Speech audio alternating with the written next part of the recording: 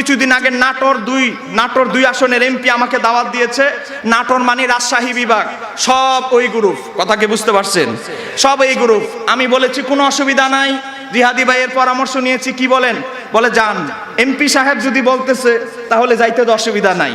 আহলে হাদিস, আমি বলেছি আমারে শুধু পিছনে 5টা ছেলে নিরাপত্তা দিবে, তাদের যত প্রশ্ন আছে সব জবাব দিব। কথা বলেন ঠিক কিনা? তারা 6টা প্রশ্ন করেছে। নাবির নিচে হাত বাঁধা রাফিল ইয়াদাইন, এই কালেমা তৈয়বা নিয়ে প্রশ্ন করেছে। তারা আমাকে চ্যালেঞ্জ করেছে, নবীজির কোন সাহাবী এই কালেমা পড়েছে যদি প্রমাণ দিতে পারেন তাহলে আমরা এই কালেমা মানব। আমি তখন ইমাম ইবনে হাজার আসকালানির আলী সাবা ফি তামিজিস সাহাবা কিতাব থেকে হযরত আব্দুল্লাহ ইবনে বুরায়দা রাদিয়াল্লাহু তাআলার হাদিস দিলাম। আমি ওনার হাদিস যখন এবারত সহ তুলে ধরলাম, বলেন আপনি একটু ছবি তোলেন। আপনার শায়েখ মুজাফফর বিন মহসিন, আপনাদের শায়েখ আব্দুর রাজ্জাক বিন ইউসুফ, আপনাদের শায়েখ বড় বড় শায়েখদেরকে এবারতটা ছবি তুলে পাঠান। যদি ওনারা অস্বীকার করে এই কিতাবে নাই, তাহলে আমি নিজে, আমার কাছে তো পিডিএফটা ডাউনলোড করা আছে, পিডিএফ এর ছবি আমি দিলাম, আপনার শায়েখকে পাঠান। আমার সামনে এক শায়েখকে পাঠাইছে, এমন একটা বর্ণনা আমি পেয়েছি। সবাই বলেন আলহামদুলিল্লাহ। সেই বর্ণনাটা কি? হযরতে আবু যর গিফারি, একজন নবীজির সাহাবী, উনার হৃদয়ে জাগ্রত হলো আমি নবীজির কালেমা পড়ব, মুসলমান হব। ঘর থেকে রওনা হলেন, আমার নবীজির কাছে আসার জন্য নবীজির হুজরা মোবারকে গেলেন। নবীজির হুজরা মোবারক থেকে বলা হলো নবীজি অমুক পাহাড়ের অমুক জায়গায় আছে। হযরত আবু যর গিফারি বলছে আমি ওই জায়গায় গেলাম। যাওয়ার পরে আমি নবীজির কাছে আসার পরে আমার নবীজিকে বললাম, ইয়া রাসূলুল্লাহ, আমি জানতে এসেছি আপনি কি কালেমার দাওয়াত দেন। তখন আমার নবীজি বলছে, হে আবু যর গিফারি, তুমি জানো আমি কি কালেমার দাওয়াত দেই আমার সাহাবায়ে কেরামদেরকে? আমি যেই কালেমার দাওয়াত দেই সেই কালেমা হচ্ছে লা ইলাহা ইল্লাল্লাহু মুহাম্মাদুর রাসূলুল্লাহ সাল্লাল্লাহু আলাইহি সাল্লাম। একটু জোরে বলেন না সুবহানাল্লাহ। তাহলে সাহাবীরা যদি এই কালেমা আমার নবীজি নিজে শিক্ষা দিয়ে থাকেন, তারপরে স্পষ্ট আর কোন দলিলের দরকার আছে? আর কোন দলিলের দরকার আছে? 81টা হাদিস দিছি, মাত্র 81টা। আমার লিখিত কিতাব প্রমাণিত হাদিসকে জাল বানানো স্বরূপ উন্মোচন 2 নাম্বার খণ্ড। 81টা হাদিস দিয়েছি, দরকার হলে 100 হাদিস দিব, সেঞ্চুরি 100 হাদিস দিব। তারপরেও দেখবেন সেঞ্চুরি দূরের কথা, তাদেরকে যত দলিল দেন না কেন, তারপরেও তাদের শায়েখের কথাই ঠিক, তাদের শায়েখের কথাই ঠিক। কথা বলেন ঠিক কিনা? আবার আমাদেরকে বলে আমরা নাকি অন্ধ পূজারি, অন্ধ ব্যক্তি পূজারি, আর তারা অথচ আমাদের চাইতে ব্যক্তি বেশি পূজারি। কিছুদিন আগে আবু তাহাদনান যে বেয়াদবি করেছে, আমার নবীজি নাকি আত্মহত্যা করার চেষ্টা করেছে। সর্বপ্রথম আমার ভাই মুফতি আলাউদ্দিন জিহাদি সাহেব যখন সহ সভায় জবাব দিলাম, তাদের শায়েখরা তাদের পক্ষে সাফাই গাওয়ার চেষ্টা করেছে। কথা বলেন ঠিক কিনা? যখন দলিল দিতে পারে না, না এটা আত্মহত্যা না যায় হারাম হওয়ার আগের ঘটনা। আরএসবিডি মিডিয়া। এখন আস্তে আস্তে শুধু প্রবীণ বড় বড় আলেম ওলামারা বিদায় নিচ্ছে। কথা বলেন ঠিক কিনা?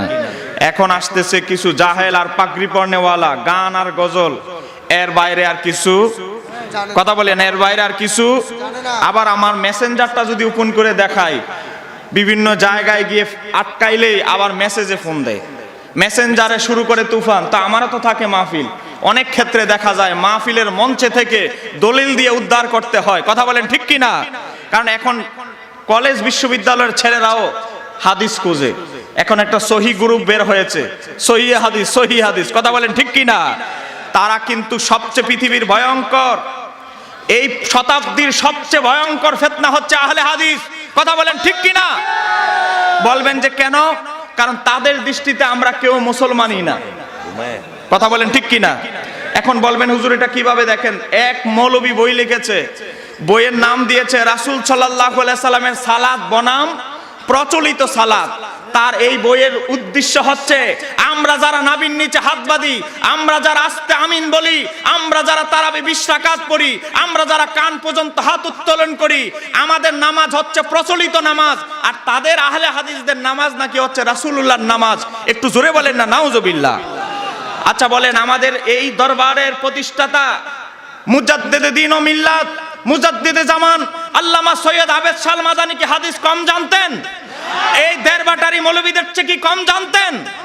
আমার বাবারা ভাইয়েরা, আজকে আপনি জানেন আমার প্রকাশনা থেকে, আমার বাবারা ভাইয়েরা, হুজুরের জীবনী খুললে দেখা যায় ভারত থেকে শুরু করে বাংলাদেশে সাইকুল হাদিস কত বড় মুহাদ্দিস ছিলেন, এবং ওনার যিনি হাদিসের সনদ দিয়েছেন মালিকুল উলামা আল্লামা জফরউদ্দিন বিহারী। আমার প্রকাশনা থেকে, আমার অনুবাদে, আমার সম্পাদনায় সহিহুল বিহারী বের হয়েছে। আল্লামা আবেদ শাহ মাদানির পীর আল্লামা জফরউদ্দিন বিহারী প্রমাণ করেছেন 9286টা হাদিস শুধু নামাজ সংক্রান্ত উল্লেখ করে প্রমাণ করে দিয়েছেন। দেখো, হানাফি মাযহাবের যদি শুধু নামাজ সংক্রান্ত 9286টা হাদিস হয়, হানাফি মাযহাবের প্রত্যেক মাসালার পক্ষে কত দলিল আছে তোমরা লামাযহাবীরা দেখে নাও। আজ থেকে 80 বছর আগে বই লিখে তার জবাব দিয়েছেন আল্লামা সৈয়দ আবেদ শাহ মাদানির পীর। কথা বলেন ঠিক কিনা? আরেকটু জোরে বলেন, কথা বলেন ঠিক কিনা? আমার বাবারা, ভাইয়েরা, এই লোক নাম হচ্ছে রাজ্জাক বিন ইউসুফ। এরা সব এক দলের। মুজাফফর বিন মহসিন বলেন, এদের যত দল আছে এরা বিভিন্ন সেমিনারে গেলে দেখবেন তাদের নাম ধারাবাহিকভাবে দেওয়া, সবগুলো এক কোম্পানির মাছ। কথা বলেন ঠিক কিনা? এই মালাউন, তাকে কেন মালাউন বলছি দেখেন, সে 63 পৃষ্ঠার মধ্যে লিখেছে, কেউ সন্দেহ লাগলে স্টেজে এসে ছবি তুলে নিয়ে যাবেন, অথবা বইয়ের ফোন নাম্বার অথবা বইটা ফটোকপি করেও নিতে পারবেন, উন্মুক্ত, কোনো অসুবিধা নাই। দরকার হলে বই দিয়ে দিব।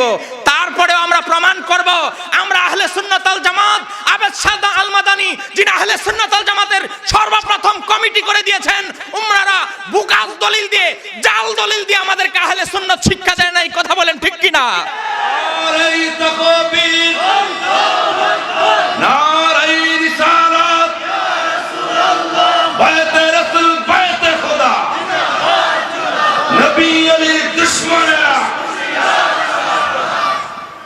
আপনারা কি বিরক্ত হচ্ছেন? দেখেন তারা কত ভয়ঙ্কর। একটা উদাহরণ দিচ্ছি, শুধু একটা উদাহরণ। আপনাদের মসজিদে এক পাশে আল্লাহু, আরেক পাশে মুহাম্মদ সাল্লাল্লাহু আলাইহি সাল্লাম লেখা থাকে কি থাকে না? একটু জোরে বলেন না হাজীগঞ্জের ভাইয়েরা, এবং কত দূর দূরান্ত থেকে এসেছেন। এক পাশে আল্লাহু, আরেক পাশে মুহাম্মদ সাল্লাল্লাহু আলাইহি সাল্লাম লেখা থাকে কি থাকে না? এক নাম্বার। দুই নাম্বার, এই যে কালেমা, আমরা যেই কালেমা পড়ি, লা ইলাহা ইল্লাল্লাহু মুহাম্মাদুর রাসূলুল্লাহ সাল্লাল্লাহু আলাইহি সাল্লাম, এই কালেমা মসজিদের মধ্যে লেখা থাকে কি থাকে না? আজকে তারা কি বলছে জানেন? দেখেন, এই মৌলবী তার বইয়ের 63 পৃষ্ঠার মধ্যে কত ভয়ঙ্কর কথা লিখেছে। তার ফতোয়া অনুসারে আমাদের অবস্থা কি দেখেন। সে লিখেছে, পৃথিবীর যে কোনো স্থানে পাশাপাশি আল্লাহ ও মুহাম্মদ লেখা হারাম। সবাই বলে নাউজুবিল্লাহ। কি বলতেছে? আমাদের নবীজির নাম, আল্লাহর নাম দুই পাশাপাশি এভাবে লেখা নাকি হারাম? এটা কি হারাম?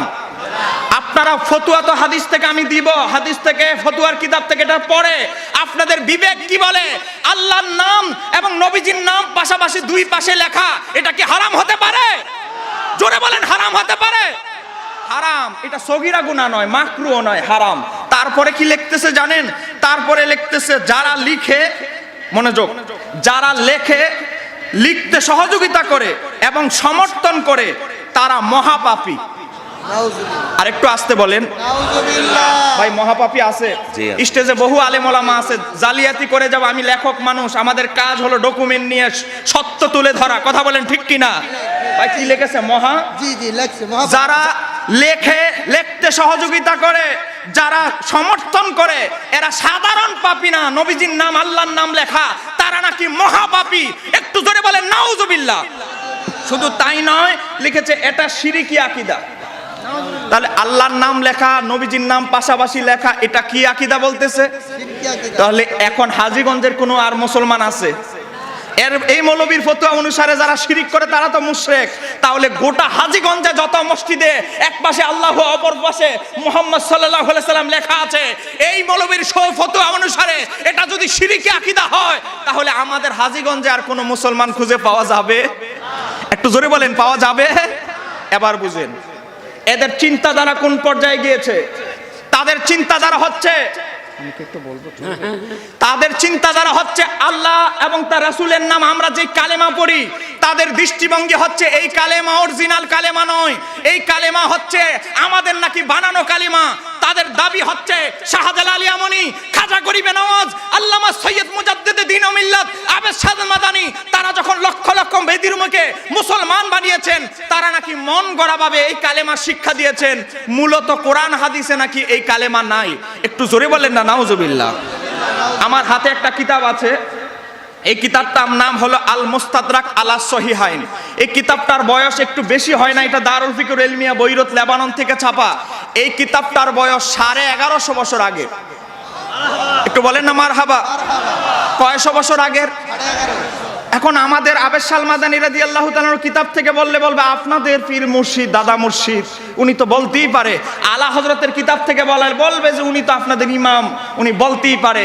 দেখো ইমাম হাকিম নিশাপুরী, যার কিতাব এই আহলে হাদিসরা এই তার বইয়ের বিভিন্ন পাতার মধ্যে এই বইয়ের এই কিতাবের ডকুমেন্ট পাবেন। সেই কিতাবে দেখেন মুস্তাদরাক আলা সহিহাইন 3 নম্বর খণ্ড, 3 নম্বর খণ্ডের 216 নম্বর পৃষ্ঠার মধ্যে ইমাম হাকিম নিশাপুরী 215 নম্বর পৃষ্ঠা হাদিস নকল করেছেন। আবার হাদিস বর্ণনা করে বলেছেন হাযা হাদিসুন সহিহুল ইসনাদ। আসেনি হুজুর? আমাদের প্রিন্সিপাল হুজুর সাক্ষী আছে, জয়ীফ হাদিস নয় সহিহ হাদিস। সেই হাদিসে কি এসেছে আপনারা জানেন? আমার নবীজির পূর্বে একজন নবী এসেছেন, ওনার নাম সাইয়েদনা হযরত ঈসা আলাইহিস সালাম। কথা বলেন ঠিক কিনা? কথা বলেন ঠিক কিনা? যার সাথে চতুর্থ আসমানে আমার নবীজির সাথে মেরাজ শরীফে দেখা হয়েছে, বাইতুল মুকাদ্দাসেও দেখা হয়েছে। লম্বা চূড়ায় যাব না, শুধু একটা মেসেজ দেওয়ার জন্য। দেখেন তাদের দৃষ্টিভঙ্গিতে, তাদের চিন্তাধারায় যে আমরা কেউ মুসলমান নয়। এখন থেকে যদি আমাদের যুবকরা সজাগ না হয়, তাহলে আপনার ছেলেকে উচ্চ শিক্ষার জন্য বুয়েটে দিচ্ছেন, ইসলামী বিশ্ববিদ্যালয় কুষ্টিয়াতে দিচ্ছেন, বিভিন্ন বিশ্ববিদ্যালয়ে দিচ্ছেন, আপনার ছেলে কিন্তু ঈমান বিক্রি করে ঘরে আসবে। কথা বলেন ঠিক কিনা? এখন আমাদেরকে সতর্ক হতে হবে। আপনি হুজুর কাবলার লাগাম ধরেছেন, বায়াতে রাসূল হয়েছেন, বায়াতে রাসূল আপনি হলে হবে না, আপনার ছেলেকেও করতে হবে। আপনার ছেলে কোন মতাদর্শে চলে গেছে, আপনার ছেলের সাথেও কিন্তু আপনি বন্ধুর মতো মিশতে হবে। কথা বলেন ঠিক কিনা? কথা বলেন ঠিক কিনা? বিভিন্ন জায়গা থেকে ফোন দেয়, হুজুর আপনার এই আহলে হাদিসদের বিরুদ্ধে বইগুলো একটু পাঠান। বলেন কার জন্য? বলে আপনার বাবির জন্য। বিদেশ থেকে, সুইডেন থেকে, ইংল্যান্ড থেকে আপনার দোয়া আমার বই জাপান পর্যন্ত গিয়েছে। সবাই বলেন আমার হাবা। পৃথিবীর সূর্য উদয়ের রাষ্ট্র মরক্কো, সূর্য অস্তর রাষ্ট্র, সেখানে পর্যন্ত DHL বই পাঠিয়েছি। এটা হচ্ছে আমাদের ধারাবাহিক সদকায়ে জারিয়া। কথা বলেন ঠিক কিনা? আপনারা কি বিরক্ত হচ্ছেন? আমার বাবারা ভাইয়েরা দেখেন, আমি যেই কথা বলছিলাম, ইমাম হাকিম নিশাপুরী হাদিস বর্ণনা করছেন। এই হাদিসটি বুখারী মুসলিমের শর্ত অনুসারে সহিহ। এই হাদিসটিকে ইমাম হাকিম নয়, ইমাম হাকিমের পরবর্তী 19 জন মুহাদ্দিস হাদিসটিকে ইমাম হাকিমের সাথে সহিহ বলেছেন। একটু জোরে বলেন না মারহাবা। আমরা জানেন হযরত ঈসা আলাইহিস সালামের প্রতি আমার আল্লাহ ওহী নাজিল করলেন। ওহী নাজিল করে বললেন, ইয়া ঈসা আমিন বি মুহাম্মাদিন সাল্লাল্লাহু আলাইহি সাল্লাম, হে আমার নবী ঈসা আপনি মুহাম্মদ সাল্লাল্লাহু আলাইহি সাল্লামের প্রতি ঈমান আনয়ন করুন। একটু জোরে বলেন না সুবহানাল্লাহ। যে ঈসা আলাইহিস সালাম মরা মানুষ আল্লাহর হুকুমে জিন্দা করতে পারতেন, যে ঈসা আলাইহিস সালামকে এত মর্যাদা দেওয়া হয়েছে, তাকে বলছে আমার নবীজির প্রতি ঈমান আনতে। তারপরে বলছে আপনার উম্মতকে আদেশ জারি করুন, আদেশ আইন জারি করে দিন। আপনার উম্মতের মধ্যে যারা আমার নবীজির জামানা পাবে, মান আদরাকাহু মিন উম্মাতিকা আইয়ুমিনু বিহি, যারা আপনার উম্মতরা যারা আমার নবীজির জামানা পাবে, আপনার কালেমা ত্যাগ করে যেন সাথে সাথে আমার নবীজির কালেমাটা পড়ে নেয়, এই আইনটাও আপনি জারি করে দিন। একটু জোরে বলা যাবে কি সুবহানাল্লাহ? তখন ঈসা আলাইহিস সালামের ভিতরে একটু জল্পনা কল্পনা, আমি একজন রাসূল, আমার প্রতি আসমানে কিতাব নাজিল করা হয়েছে, আমাকে বলছেন ওনার প্রতি ঈমান আনতে, তাও আবার আমার উম্মতকে আমার কালেমা ত্যাগ করে ওনার কালেমা পড়তে, নিশ্চয়ই ওনার মাকাম মর্যাদা অনেক উপরে। কথা বলেন ঠিক কিনা? মনে মনে মাত্র জাগ্রত হয়েছে, আমার আল্লাহ আবার জিব্রাইল আলাইহিস সালামকে পাঠালেন, জিব্রাইল যাও আমার নবীজির শান মান মাকাম একটু ঈসা আলাইহিস সালামের সামনে তুলে ধরো। একটু জোরে বলেন না সুবহানাল্লাহ। তারপরে জিব্রাইল বলছে ফালাউলা মুহাম্মাদুন মা খলাকতুল আদম, হে আদম, হে ঈসা, আমি যদি আমার হাবিবকে সৃষ্টি না করতাম সাইয়্যিদুনা আদম আলাইহিস সালামকেও বানাতাম না। একটু জোরে বলেন না সুবহানাল্লাহ।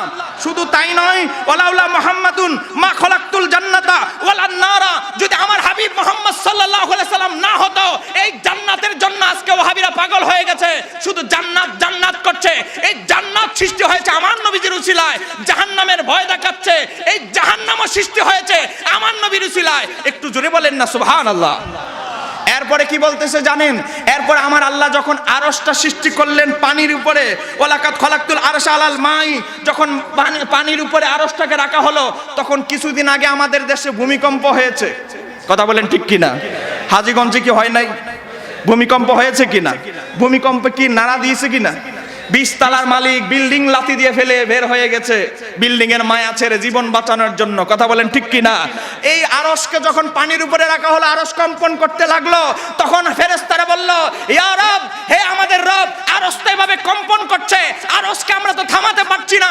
তখন আমার আল্লাহ সুবহানাহু তাআলা একটা আদেশ জারি করলেন, ফাকাতাবতু আলাইহি, তুমি আরশের পায়ে তোমরা লিখে দাও লা ইলাহা ইল্লাল্লাহু মুহাম্মাদুর রাসূলুল্লাহ। একটু জোরে বলেন না সুবহানাল্লাহ। ভাইজান আছে কিনা লা ইলাহা ইল্লাল্লাহু মুহাম্মাদুর রাসূলুল্লাহ? আমাদের প্রিন্সিপাল হুজুর বলেন এই কালেমা একসাথে আছে কিনা? দেখেন, এই কালেমা যখন আরশের পায়ে লিখে দিল, তারপরে কি হলো? ফাসাকানা, তখন আরশ স্থির হয়ে গেল। আরশের কম্পন, ভূমিকম্পের মতো কম্পন। আমার নবীজির নাম, আমার নবীজির কালেমা আরশের পায়ে লিখতে দেরি আরশ স্তব্ধ হয়ে গেল আমার নবীজির তাজিমে। একটু জোরে বলেন না সুবহানাল্লাহ। তাহলে এই কালেমা যদি আজকে এরা বলতেছে এই কালেমা শিরিক, এই কালেমা আকীদা নাকি শিরিক, তাহলে এই কালেমা যদি আমার আল্লাহ রব্বুল আলামিন আরশে আজিমের পায়ে লিখতে আদেশ করে নিজে করে থাকেন, তাহলে আল্লাহর চাইতে কি শিরিক এই মৌলবীরা বেশি বুঝে? বলেন, বেশি বুঝে? বলেন, এই শিরিকে ফতোয়া এখন আল্লাহর দিকে যাবে, কারণ আল্লাহ তো ফেরেশতাদেরকে আদেশ করেছেন এই কালেমা লিখতে। কথা কি আপনারা বুঝতে পারছেন? আমার আলোচনা, আমার সময় খুবই সংক্ষিপ্ত। জিহাদি সাহেব আলোচনা করবে, মনোযোগ, এদিকে মনোযোগ। হুজুর আসতেছেন। আমার বাবারা ভাইরা, তাহলে এই হাদিস থেকে বোঝা গেল কি, এই কালেমা আমরা যেই কালেমা পড়ছি, এই কালেমা আমার আল্লাহ নিজে স্বীকৃতি দিয়েছেন। কথা বলেন ঠিক কি না? এবার একটা হাদিস, আপনারা কি খুশি না বেজার? সারা বাংলাদেশের আমরা বিভিন্ন জায়গায় মুনাজারায় যাই একসাথে, হয়তো ইন্টারনেটে বেশিরভাগ আমাদেরকে একসাথে দেখেন। কথা বলেন ঠিক কিনা? ইউটিউবে লিখবেন সৈয়দপুরের বাহাস। আমি জিহাদি ভাই গিয়েছিলাম, আমি চট্টগ্রাম থেকে, তাদের সাথে মুনাজারায়। বিষয় হচ্ছে ঈদে মিলাদুন্নবী। কথা বলেন, বিষয় ঈদে মিলাদুন্নবী। আমরা যখন সৈয়দপুরের কাছাকাছি চলে গেছি, ফোন দিয়া বলে তাদের বড় হুজুর মুনাজের আজম নাকি তাদের নাকি ডায়রিয়ায় হসপিটালে ভর্তি। তো এখন সৈয়দপুরের কাছাকাছি চলে আসছি, এখন যদি ডায়রিয়ায় ভর্তি হয় তাহলে কেমনে হবে? মুনাজের আজম দরকার হলে আরেকজন পরিবর্তন করে আনেন। আমরা চট্টগ্রাম থেকে এসেছি, আমরা মুনাজারা করবই করব। কথা বলেন ঠিক কিনা? দেখবেন 1 মিলিয়ন প্লাস এটা ভিডিও ভিউ হয়েছে। সৈয়দপুরের বাহাস থেকে সার্চ দিবেন। আমরা তাদের মাদ্রাসার মারকাজে গিয়েছি, তারপরে তাদেরকে খুঁজে পাওয়া যায় নাই। মাদ্রাসা তালা দিয়ে পলায় পলায় জানালার ফাঁক দিয়ে আমাদেরকে দেখেছে। কথা বলেন ঠিক কিনা? সত্য যখন এসে যায় বাতিলরা পালায়ন করতে হয়। কথা বলেন ঠিক কিনা? আমার বাবারা ভাইয়েরা মনোযোগ। তাহলে এই 4280 নাম্বার হাদিস, এরপরে 4281 নাম্বার হাদিস। এই হাদিসও আছে, আদম আলাইহিস সালাম যখন আমার নবীজির উসিলা দিয়ে দোয়া করলেন, আদম আলাইহিস সালাম বললেন, ইয়া রব্বি আসআলুকা বিহাক্কি মুহাম্মাদিন, হে আমার রব, মুহাম্মদ সাল্লাল্লাহু আলাইহি সাল্লামের উসিলায় আমাকে ক্ষমা করে দাও। একটু জোরে বলেন না সুবহানাল্লাহ। তারপরে আদম আলাইহিস সালামকে জিজ্ঞেস করলো, তুমি আমার হাবিবের সম্মান কিভাবে জানলে? লম্বা চূড়া হাদিস। তখন আদম আলাইহিস সালাম উত্তর দিয়েছিল, এখানে আলেম ওলামারা রয়েছে, ফারাআইতু একটা শব্দ ব্যবহার করেছেন। আদম আলাইহিস সালাম বলেছে ফারাআইতু, আমার দেহের ভিতরে যখন রূহ দেওয়া হয়েছিল, ফারাআইতু আমার নিজের চোখে আমি আরশে আজিমের পায়ায় এই কালেমায়ে তয়্যবা লেখা দেখেছি। একটু জোরে বলেন না সুবহানাল্লাহ। তাহলে একটু আগে এর আগের হাদিস থেকে বুঝলাম আল্লাহ নিজে আদেশ করেছেন এই কালেমা লিখতে। এরপরে 4281 নম্বর মুস্তাদরাকের হাদিস থেকে বুঝলাম আদম আলাইহিস সালাম এই কালেমা এই আরশের পায়ায় লিপিবদ্ধ দেখেছেন। সবাই বলেন না সুবহানাল্লাহ। তাহলে এই কালেমা যে সত্যিকার হাদিসে নববীতে প্রমাণিত কালেমা, এর মধ্যে আর কোনো সন্দেহ আছে? এখন আমি যখন কিছুদিন আগে নাটোর 2 আসনের এমপি আমাকে দাওয়াত দিয়েছে, নাটোর মানে রাজশাহী বিভাগ, সব ওই গ্রুপ। কথা কি বুঝতে পারছেন?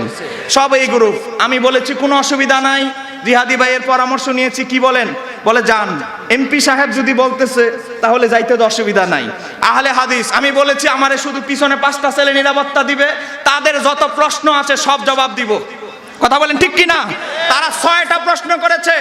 নাবির নিচে হাত বাঁধা রাফিউল ইয়াদাইন এই কালেমা তৈয়বা নিয়ে প্রশ্ন করেছে। তারা আমাকে চ্যালেঞ্জ করেছে, নবীজির কোন সাহাবী এই কালেমা পড়েছে যদি প্রমাণ দিতে পারেন তাহলে আমরা এই কালেমা মানব। আমি তখন ইমাম ইবনে হাজার আসকালানির আলী সাবা ফি তামিজিস সাহাবা কিতাব থেকে হযরত আব্দুল্লাহ ইবনে বুরায়দা রাদিয়াল্লাহু তাআলার হাদিস দিলাম। আমি ওনার হাদিস যখন এবারত সহ তুলে ধরলাম, বলেন আপনি একটু ছবি তোলেন। আপনার শায়েখ মুজাফফর বিন মহসিন, আপনাদের শায়েখ আব্দুর রাজ্জাক বিন ইউসুফ, আপনাদের শায়েখ বড় বড় শায়েখদেরকে এবারটা ছবি তুলে পাঠান, যদি ওনারা অস্বীকার করে এই কিতাবে নাই, তাহলে আমি নিজে, আমার কাছে তো পিডিএফটা ডাউনলোড করা আছে, পিডিএফ এর ছবি আমি দিলাম, আপনার শায়েখকে পাঠান। আমার সামনে এক শায়েখকে পাঠাইছে, এমন একটা বর্ণনা আমি পেয়েছি, সবাই বলেন আলহামদুলিল্লাহ। সেই বর্ণনাটা কি? হযরতে আবু যর গিফারি একজন নবীজির সাহাবী, উনার হৃদয়ে জাগ্রত হলো আমি নবীজির কালেমা পড়ব, মুসলমান হব। ঘর থেকে রওনা হলেন আমার নবীজির কাছে আসার জন্য। নবীজির হুজরা মোবারকে গেলেন, নবীজির হুজরা মোবারক থেকে বলা হলো নবীজি অমুক পাহাড়ের অমুক জায়গায় আছে। হযরত আবু যর গিফারি বলছে আমি ওই জায়গায় গেলাম, যাওয়ার পরে আমি নবীজির কাছে আসার পরে আমার নবীজিকে বললাম, ইয়া রাসূলুল্লাহ, আমি জানতে এসেছি আপনি কি কালেমার দাওয়াত দেন। তখন আমার নবীজি বলছে, হে আবু যর গিফারি, তুমি জানো আমি কি কালেমার দাওয়াত দেই আমার সাহাবায়ে কেরামদেরকে? আমি যেই কালেমার দাওয়াত দেই সেই কালেমা হচ্ছে লা ইলাহা ইল্লাল্লাহু মুহাম্মাদুর রাসূলুল্লাহ সাল্লাল্লাহু আলাইহি সাল্লাম। একটু জোরে বলেন না সুবহানাল্লাহ। তাহলে সাহাবীরা যদি এই কালেমা আমার নবীজি নিজে শিক্ষা দিয়ে থাকেন, তারপরে স্পষ্ট আর কোন দলিলের দরকার আছে? আর কোন দলিলের দরকার আছে? 81টা হাদিস দিছি, মাত্র 81টা। আমার লিখিত কিতাব প্রমাণিত হাদিসকে জাল বানানো স্বরূপ উন্মোচন 2 নাম্বার খণ্ড। 81টা হাদিস দিয়েছি, দরকার হলে 100 হাদিস দিব, সেঞ্চুরি 100 হাদিস দিব। তারপরেও দেখবেন সেঞ্চুরি দূরের কথা, তাদেরকে যত দলিল দেন না কেন, তারপরেও তাদের শায়েখের কথাই ঠিক, তাদের শায়েখের কথাই ঠিক। কথা বলেন ঠিক কিনা? আবার আমাদেরকে বলে আমরা নাকি অন্ধ পূজারি, অন্ধ ব্যক্তি পূজারি, আর তারা অথচ আমাদের চাইতে ব্যক্তি বেশি পূজারি। কিছুদিন আগে আবু তাহাদ্দান যে বেয়াদবি করেছে, আমার নবীজি নাকি আত্মহত্যা করার চেষ্টা করেছে। সর্বপ্রথম আমার ভাই মুফতি আলাউদ্দিন জিহাদি সাহেব যখন সহ সভায় জবাব দিলাম, তাদের শায়েখরা তাদের পক্ষে সাফাই গাওয়ার চেষ্টা করেছে। কথা বলেন ঠিক কিনা? যখন দলিল দিতে পারে না, না এটা আত্মহত্যা না যায় হারাম হওয়ার আগের ঘটনা। এখন আমরা যখন জিজ্ঞেস করলাম আত্মহত্যা কোন কালে জায়েজ ছিল, এটা আমাদেরকে দেখাও, তখন তাদের জবান তালা বন্ধ হয়ে গেছে। কথা বলেন ঠিক কিনা? কথা বলেন ঠিক কিনা? আমার বাবারা ভাইয়েরা, আমি সর্বশেষ 2 মিনিট একটা কথা বলছি, একটু হযরত 2 মিনিট একটা কথা বলছি। আমার হাতে একটা বই আছে, আচরণ বিধি। বইটার নাম হলো আচরণ বিধি। আমাদেরকে চারদিকে বিদেশ থেকে ছেলেরা বলে, হুজুর শুধু আকীদার বই লিখতেছেন, যুবক ছেলেরা যে, যুবতী মেয়েরা যে নষ্ট হয়ে যাচ্ছে, তাদের জন্য তো কিছু করণীয় উচিত, শুধু আকীদার বই লিখতেছেন শুধু। তখন আমি অনুরোধে বাহারে শরীয়তের 16 নাম্বার খণ্ড, এটা আমার লেখা না, আমরা অনুবাদ সম্পাদনা মুফতি আমজাদ আলী রহমতুল্লাহ আলাই, 16 নাম্বার খণ্ড দেখেন, 600 পৃষ্ঠা প্লাস, কর্ণফুলী পেপারে বান্ডিং। বই মাত্র 20 কপি আছে, কেউ নিতেও পারবেন না, হয়তো কয়েকজন নিলেই শেষ। কিন্তু আমি আপনাদেরকে অনুরোধ করব, এই বইয়ের মধ্যে একটা আলোচ্য গুরুত্বপূর্ণ বিষয় হচ্ছে সৎসঙ্গ অসৎসঙ্গ। আজকে যুবকরা ধ্বংস হয়ে যাচ্ছে বাতিলদের সংস্পর্শের কারণে। কথা বলেন ঠিক কিনা? 1 মিনিটে আজকে আপনার ছেলেকে বুয়েটে পড়তে দিয়েছেন, কিন্তু আপনার ছেলে যে বাতিলপন্থী লামাঝাবির কবলে পড়ে আপনার ছেলের ঈমান নষ্ট হয়ে গেছে।